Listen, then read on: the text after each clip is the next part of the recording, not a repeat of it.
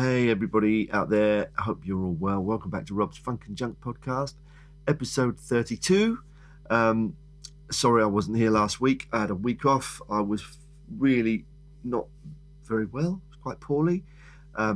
Both me and Ray have had the lurgy really badly this last week, and I was coughing and spluttering like no tomorrow.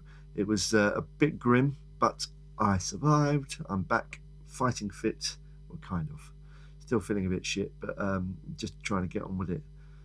It's February. We've got the February blues. I definitely have the February blues at the moment. Really sort of dragging myself through February. I don't know if you are out there, but I always hate February. It's always a tough month. The only thing that's good about it is my daughter's birthday and my sister's birthday. But yeah, it's always a tough month. I kind of look out in the morning because we live in the countryside. It's all muddy and grey and shitty, and I just look forward to the sunshine coming. I'm kind of had enough of the crappy weather. But anyway, as you can see, I have a new glorious Funk and Junk sign up here, which is really nice. I just thought I'd brighten the room up a bit. I did have a different neon sign up there, but it broke, so I thought I might as well order a new one, and I thought, why not have a Funk and Junk neon sign?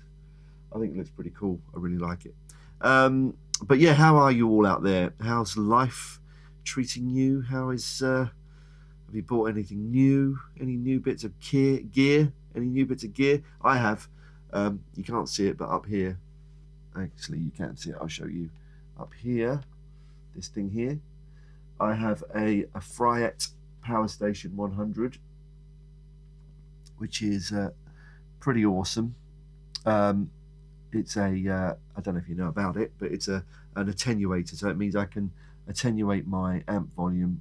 I think I've discussed in the past that I've started to mic up my cabinets. You can see back there, I don't know if you can see it back there, just behind the guitar here. I've got a divided by 13 cab back there that I'm miking up when I'm recording at the moment, which I'm really enjoying. And I went out to see the lovely people at Peach last week and went and bought the Fryette Power Station. I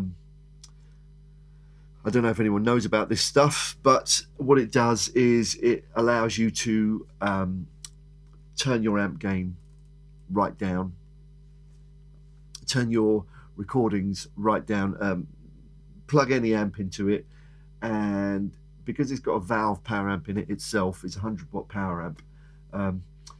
It takes the guitar, the amp, the level from the amp, from the speaker out, it knocks it down to line level. You can then plug it directly into your DAW and record your amps using and then use some IRs inside your DAW. But then you can also have a speaker out that comes out of it, which I have going to my divided by 13 cabinet down the end of the room there, with a couple of microphones stuck on it, and it's the only one that I've heard so far. And then you can sort of turn the volume up and down. It's amazing. It's the only one I've heard so far that doesn't seem to affect the tone of the guitar amp too much. So that's why I ended up getting it. I've tried a few out. I have been using the aux box to do that, the UAD aux box to do that, but it doesn't kind of work as well as I wanted it to. So yeah, I absolutely love that. I'm very excited about having that in my room now. It's very cool. What's been happening? Got a little I noticed, actually, hi John Cordy, if you're listening, I got a little mention the other day on his amazing YouTube channel, which I'm glued to at the moment. I've been practicing my legato, trying to get that working a bit better. He is, hang on, let me just do this 1 second, just check I'm recording correctly, and I am. He is such an amazing guitar player, and the amount of stuff he teaches he's just great. Yeah, really, really awesome guitar player. So I've been really enjoying his videos. But he gave me a little mention the other day. We were talking. I'd had a question, and he was talking about modellors versus amps, and yeah, he gave me a little bit of a shout out. And I think I'd previously been talking about using them and why I tend to use modellors touring now, and he got it. He hit the nail right on the head. It is down to the fact that of the convenience, the expensive touring with amps. Taking this kind of thing out on the road, it's very expensive, and a lot of companies don't want to spend the money, or they would prefer not to spend the money, especially when you're flying all over the world. I also find them more consistent on gigs. All being said, I have been doing a few gigs recently where I've been using my own amps, and they sound amazing. So smaller gigs where I'm using a small pedal board and an amp, I do completely enjoy that too. I absolutely love that as well. So I think it's just being versatile and picking what equipment is going to suit a certain job. I've got a gig coming up soon. I'm helping a friend out. I'm going up to Georgia, Tbilisi in Georgia, and I'm going to be playing with the band Sister Sledge, which is something I've done in the past for quite a while. I haven't played with them for a few years, but I'm helping a friend out who can't make the gig, so I'm stepping in for him, for a good friend of mine, Tim Sandiford, who's a great guitar player. I'm depping for him with Sister Sledge, and I am now kind of thinking I'm going to listen to the set because I haven't heard it in a while. I believe they've all gone to in-ears now in the band, and that sorry, a painted decorator's just turned up. But they've all gone on to in-ears in the band, and I'm sort of going to weigh up whether I take my quad Cortex or whether I just take a small little pedal board. This thing, this little thing here. 1 second. Let me unplug it here. Whether I take this little thing, this little board. I mean, I know that the gig, having done it before, I know that the gig is very much just a clean guitar, lots of rhythm guitar with maybe a few solos in it. So I might take this and just use a higher amp. As you can see, I've got on here a tuner, Voodoo 1, which is an amazing pedal, which at the moment, I've been using on all the time, and just rolling back the volume on my guitar, kind of a la sort of Mike Landau. This is where I sort of got the idea for this. I think he gets amazing tones, so I've been trying that out. I've got a Shanks ODS 1, which is the Vemurum, which is a stupendous pedal. It's kind of like their copy of a Nobles, designed by John Shanks with the guys at Vemuram. How do you say that? Vemuram. I've got a Providence Chrono delay, which is just a standard delay. It's really clean and awesome. And then I've got a Flint for if I need a bit of reverb. But I might take this because it's easy, and then just use the amp. Just use usually there's a Fender Twin or a DeVille or something like that they'll hire in. That's what they always used to use when I was doing the gig before. And I get to, or I'll take my quad Cortex and have no amp on stage, because if everyone's on in-ears, it kind of gets rid of the, they don't need an extra mic on stage. It means that the front of house get a really clean, satisfactory tone. I know exactly what's going out. But what I'll do is I'll call the MD and kind of, I'll call the music director, Dominic, and I'll also speak to Tim and just find out the lay of the land. How do the gigs work like that? What is it that they're used to using? And I will pick my equipment accordingly. Ideally, I want to travel as light as possible. You know, that pedal board can just fit in a case, and I know it's going to arrive. Same with my quad Cortex. It means I'm traveling very light. I haven't actually tried the quad Cortex into an amp yet, into the power amp section of an amp. I've not tried that.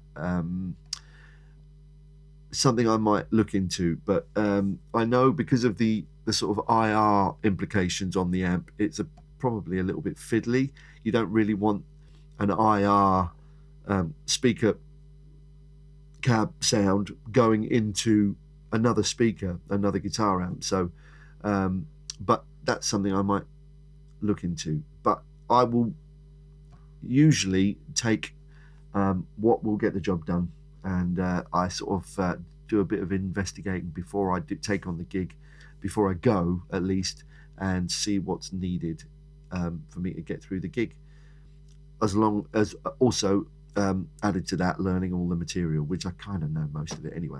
I did it for a good couple of years, the Sister Sledge gig, and I play those songs all the time. So I did have a question. Let me see what it was here. This, I think, is very very similar to what I've just been talking about. This is from a chap called Nathan McDonough. Sorry. Nathan. Hi, Nathan. It says, "Hi, Rob. Avid listener, enjoyer of the podcast. Thank you very much. Thanks for sharing your experiences and wisdoms. Wisdoms? Have I had wisdoms? That's nice. The Trionic gig at Pizza Express with Trionic was excellent, by the way. Thank you very much. We have a few more gigs coming up soon, which I'm going to be announcing. We've got a few more gigs coming in, which is great. Of course, I'm interested in all wonderful industry insights, but you did say drop a line about anything, so here goes. Is Tanqueray 0.0 gin worth it? Posted on a story in Jan, and I forgot to ask when we met. Dry Jan is over, but I certainly feel the benefits. To be honest, it's great. Tanqueray, I'm still not drinking. I've had a few little slips where I've had a drink. I had a couple of glasses of wine over the weekend, but overall, I'm not drinking pretty much Monday through to Friday at least, which has been great. I did go to this whiskey distillery visit in Dublin a couple of weeks ago, weekend before last actually, and I did have to partake in testing out some whiskies. Of course, I'm going to a whiskey distillery, but all being great, I've not been drinking, and I do massively feel the benefits. I'm hoping I'm losing a little bit of weight, less of a double chin going on, but yeah, it's much better. I feel much better. So Tanqueray's great, really nice. There's another company called Clean Co. They do really sort of good gin, alcohol-free gins.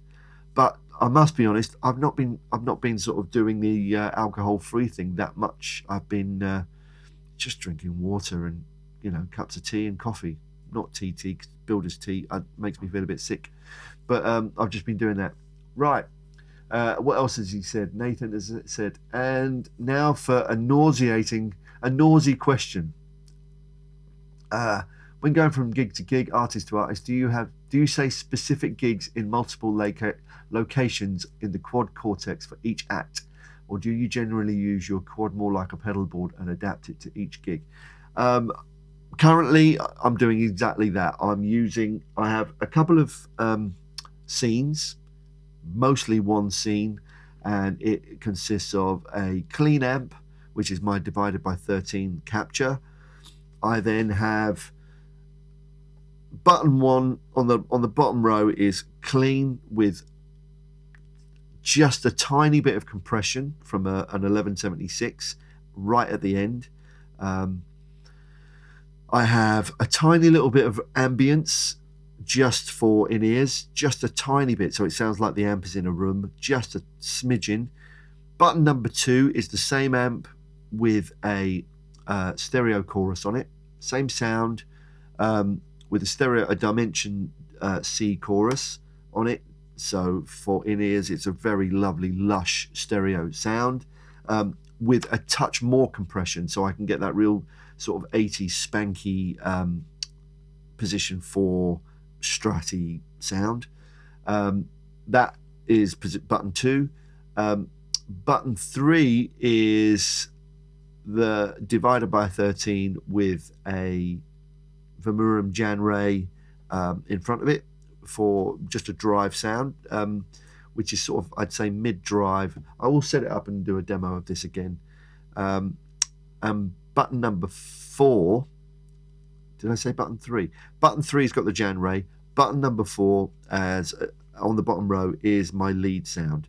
So that's like, I think it's a Bogner sort of thing, a Bogner one of their Bogner amps that I'm using at the moment, with a smidge of delay on it and a bit of reverb. On the top row of switches, the stomps that I have on the top left, I have a phaser. So I usually kick that in when I've got the clean sound on. The next, the next button along is a envelope filter, like a Moog, sort of like a auto wah type thing. Button number 3 is a slapback delay, which I can kick on and off. And button number 4 is a spring reverb, so I can kick that in and out as well.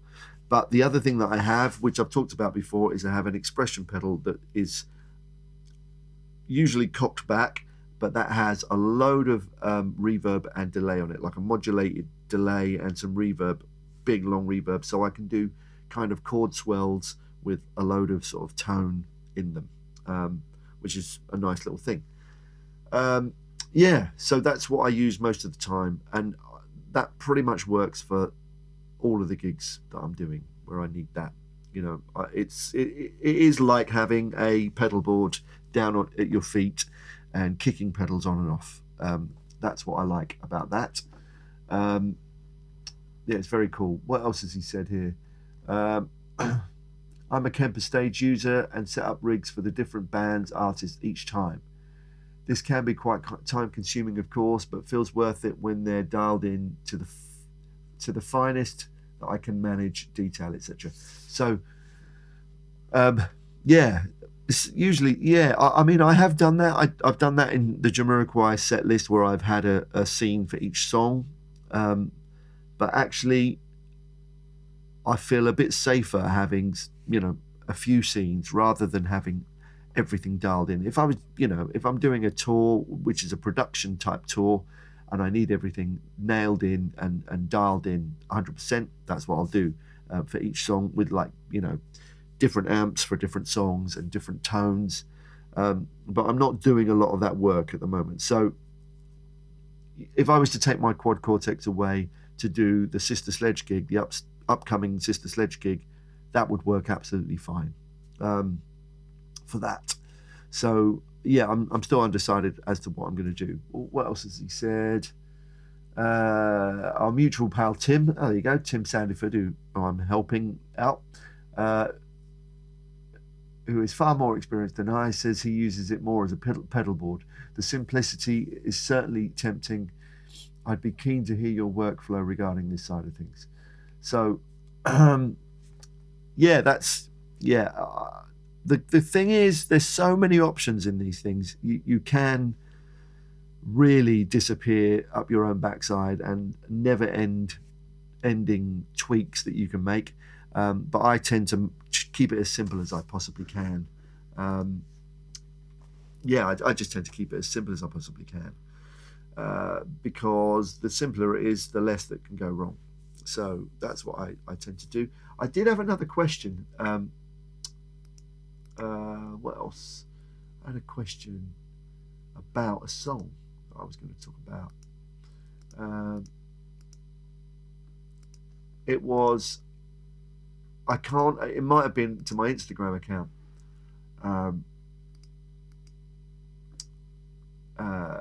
Oh, here's another one. Sorry. This guy from Felix.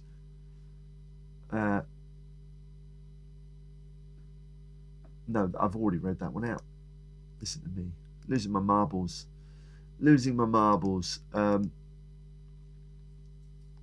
but I think it was to my Instagram account. It might have been to Facebook.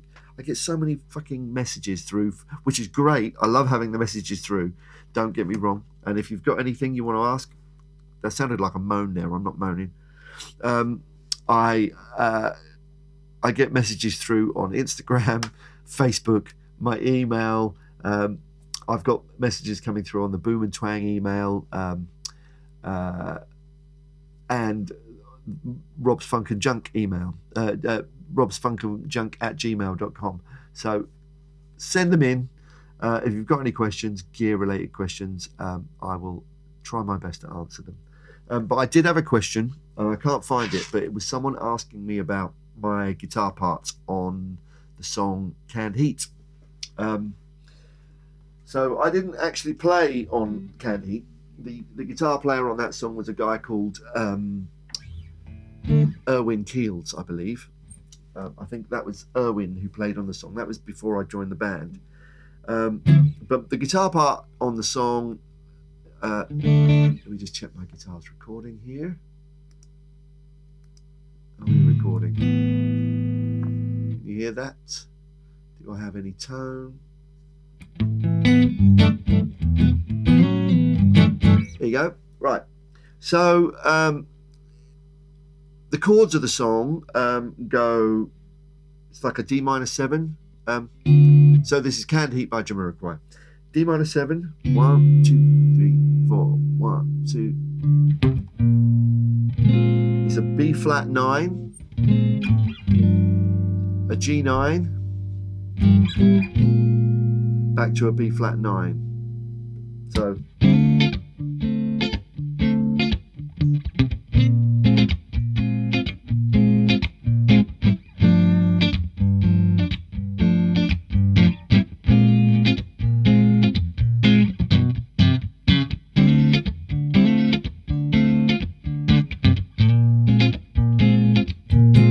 and then it passes through, when it's going from the B flat 9 to the G9, it goes to it passes through an A9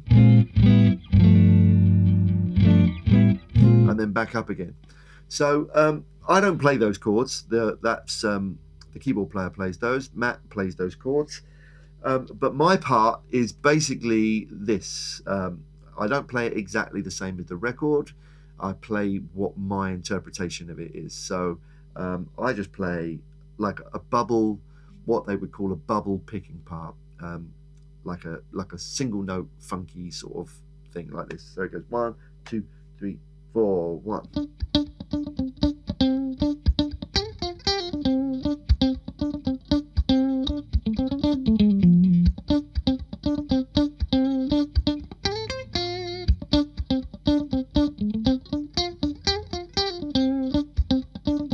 So all that is based around the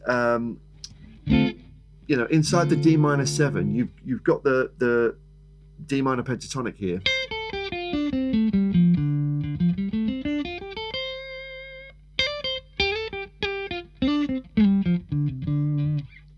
so most of it is spent playing the 7th fret of the G string, which is the D note, and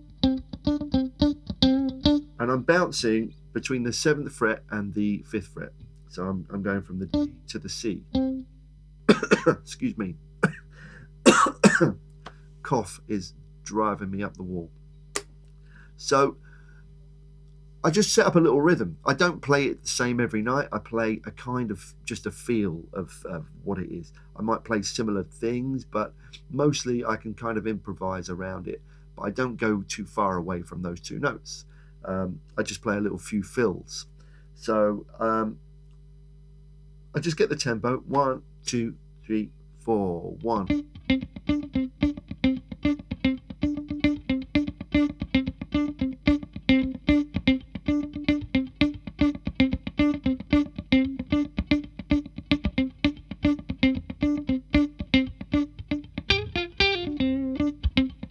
And you can see what I'm doing there. I'm just sliding up.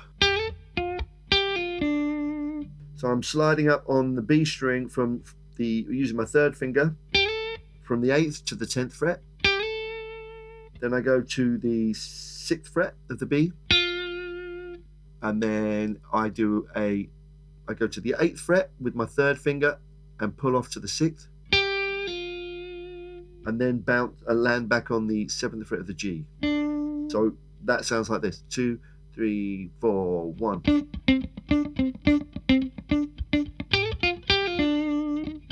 you hear that? And they're all downstrokes. Down, down, down, down.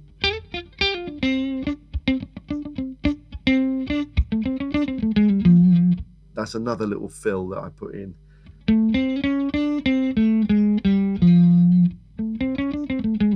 And that all that is 7th fret of the D, 5th fret of the G, 6th fret, 7th fret, back to the 5th,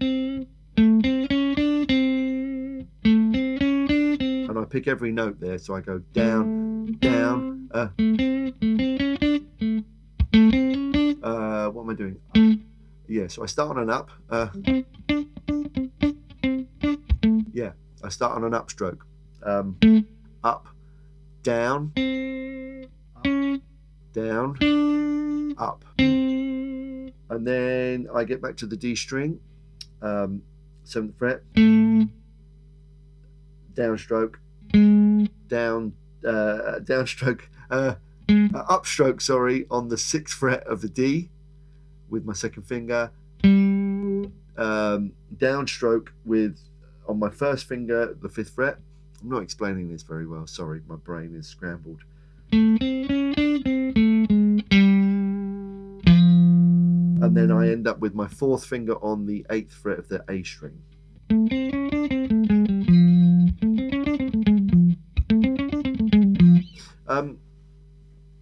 Basically, you can kind of mess around with the D minor pentatonic.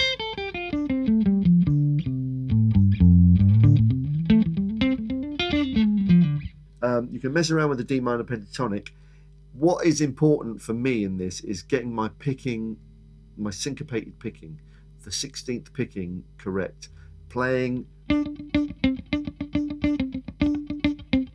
my 16th notes, starting on a downstroke, getting the pulse. I've talked about this quite a bit in the past, but you get this sort of feeling. 2, 3, 4, 1, 2, 3, 4, 1, 2, 3, 4.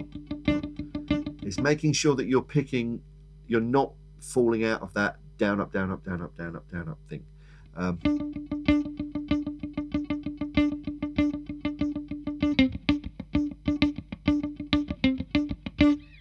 If you're listening to this, you won't be able to see that, but if you're watching me on the YouTube channel, on my YouTube channel, you will see that I'm just playing down, up, down, up, down, up, down, up, down, up, like that.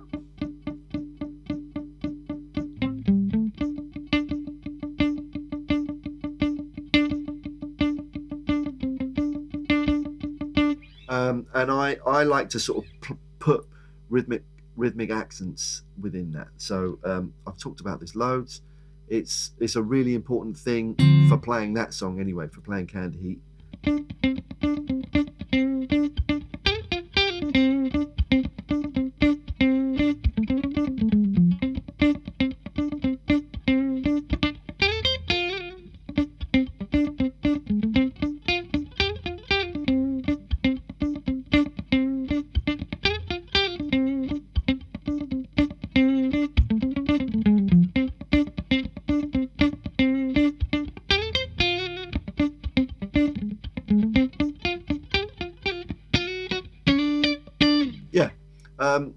Yeah, that's all it is really. It's just bubble picking around.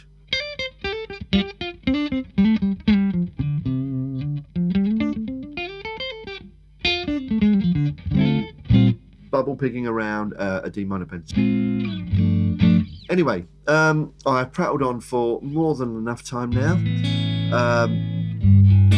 I've done 30 minutes.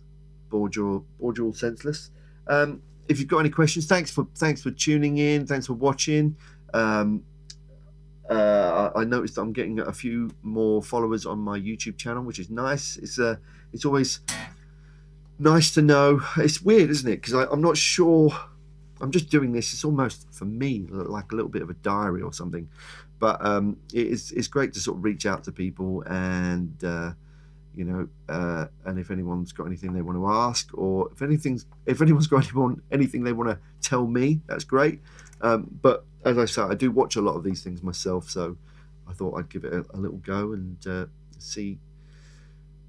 It's just a way to sort of reach out to people. But anyone has got anything they want to ask, my email is robsfunkandjunk@gmail.com. You can leave me a comment on my YouTube channel. Like and subscribe if you want to. It's always nice to sort of to know that people are watching and I'm not just talking to myself like a bell end. Thanks for tuning in, and hopefully I will see you next week. Take care. Bye.